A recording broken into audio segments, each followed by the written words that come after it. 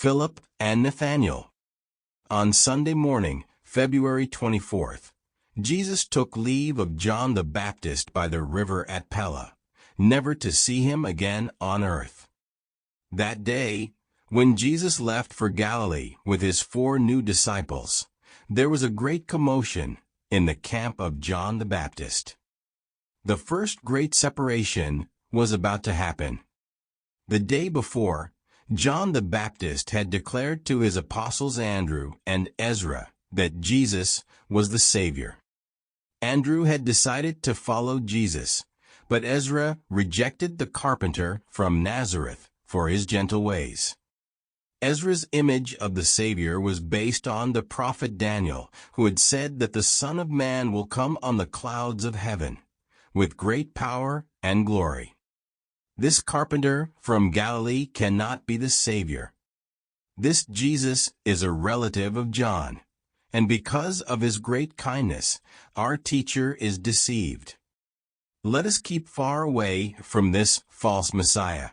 When John rebuked Ezra over this, a great quarrel arose in the camp. A large group of followers of John the Baptist joined Ezra, and by evening they left John the Baptist's camp.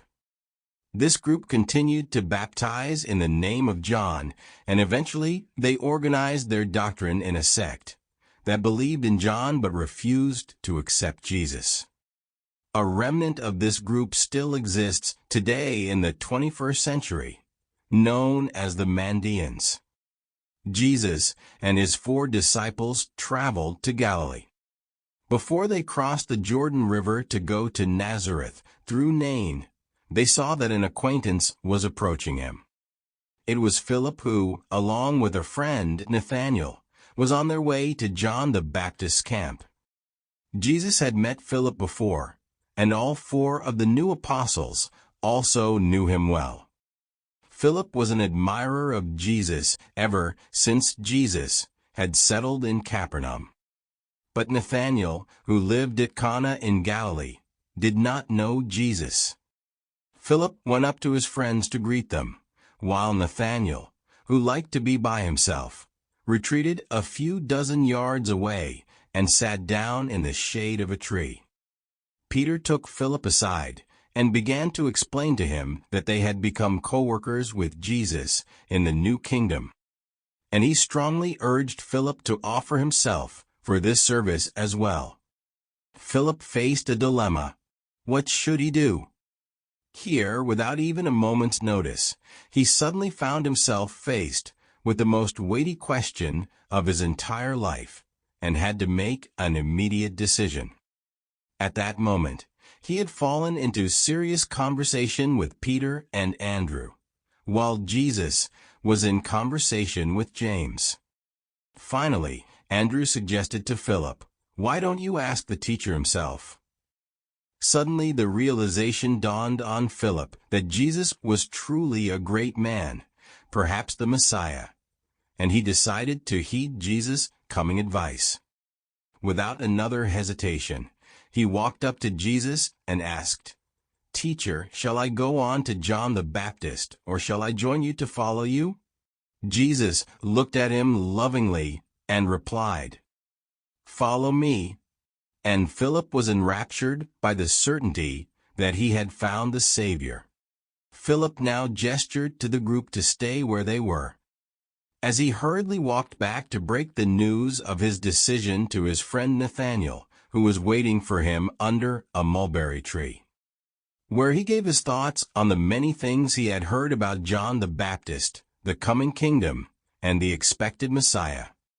Philip interrupted his musings with the exclamation, "I have found the Savior, about whom Moses and the prophets wrote and whom John announced."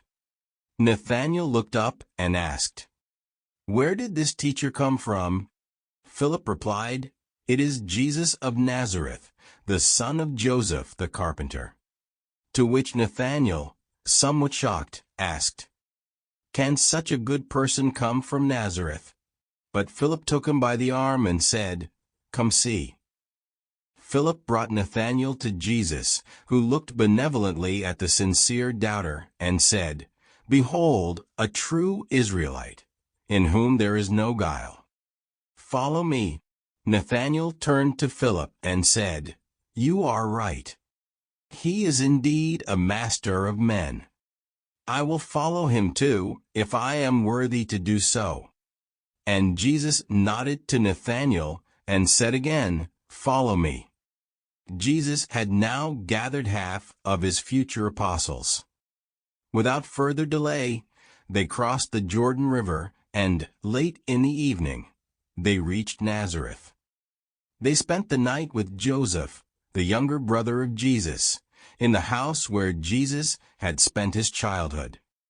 That night, Jesus destroyed all the texts written by him, which still hung in various places in the house, such as the 10 Commandments and other mottos and sayings. As he had envisioned during his 40 days of seclusion in the hills of Perea.